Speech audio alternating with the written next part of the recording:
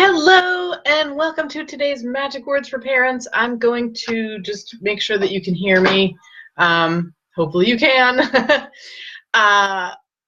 If it sounds like I'm not actually talking, I really hope someone will let me know, because then I will just stop and restart. But I use speech recognition software and sometimes the microphone can interfere. So I just pulled the microphone out and hopefully all is good. Because today is a really, really super important one. Today is, and it's happened, I'm sure it's happened to you already, where your child has this beloved, stuffed animal or blankie. For one of our sons, it was a little thing called a binky. Like we called it a binky, but it was a pacifier, and when those things got lost, as I'm sure you found, when something like that gets lost, it is just heartbreaking, but also like really frustrating, because like, how are they ever going to get to sleep tonight if they've lost this thing? And I wanted to share a story. This is one of those things that's always been on my mind ever since I was a college student, and I had a conversation with a guy that I used to date. And maybe this says a lot about this guy, actually. Maybe this illustrates some of his character. I don't know. But he told a story proudly. He proudly told this story of when he was a little kid and he was playing with his teddy bear in the car. They were driving along. He and his dad were driving along. And I don't know how old he was. I would say under 5, but he vividly remembered this. So he was playing with his teddy bear in the car, and it fell out of the car. And the window was open, so it fell out of the car. And his father, he started crying, and his father refused to turn back and get it.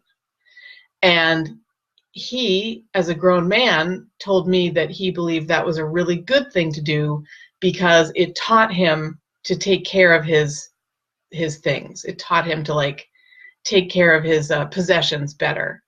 And we didn't fight often, but boy, did we fight about that one, because that goes against everything I believe in, to knowingly let a child, like, to say to a child, well, I'm going to, leave this here because you need to take better care of your possessions.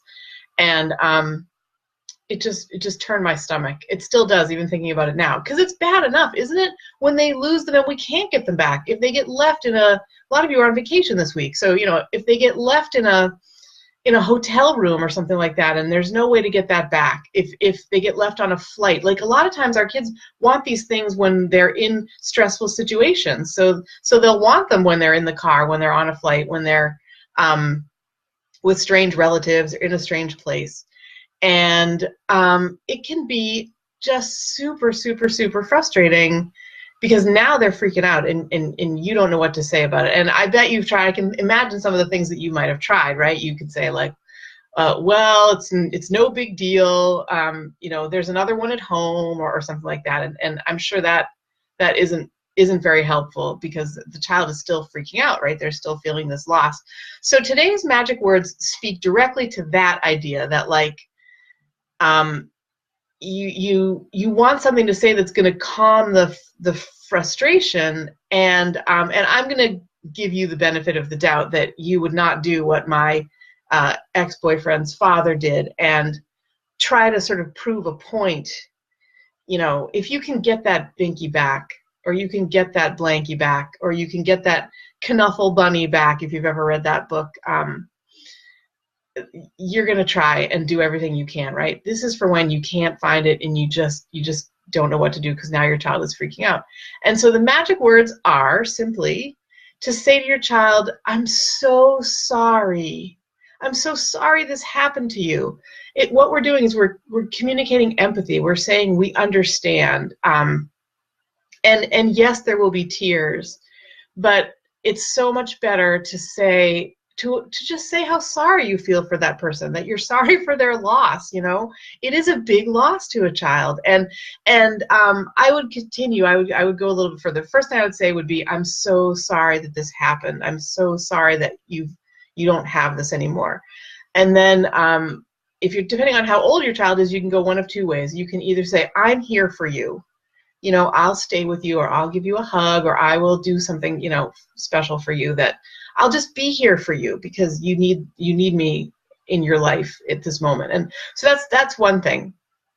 And then the other thing is to say, if your child is older and they've lost something like that, you can say, what can I do for you? What will make you feel better? And if they say, as they might, like, you can get it back for me, well, you can't. I mean, some things that just can't happen, right? So those are this week's magic words for parents. And I really am so curious to see, a lot of people are coming back and they're saying, it doesn't always work for my child, but it really works for me. It helps me keep calm in the moment. Some people have said that they really have worked, and the feedback has been really, really good.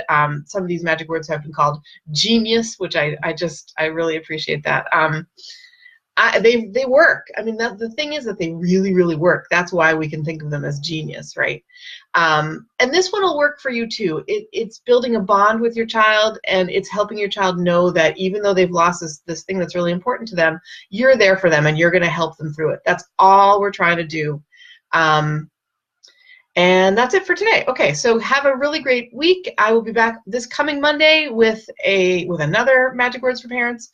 And I guess I just want to say, if you're in the United States, Happy Independence Day. This is the week of July 4th.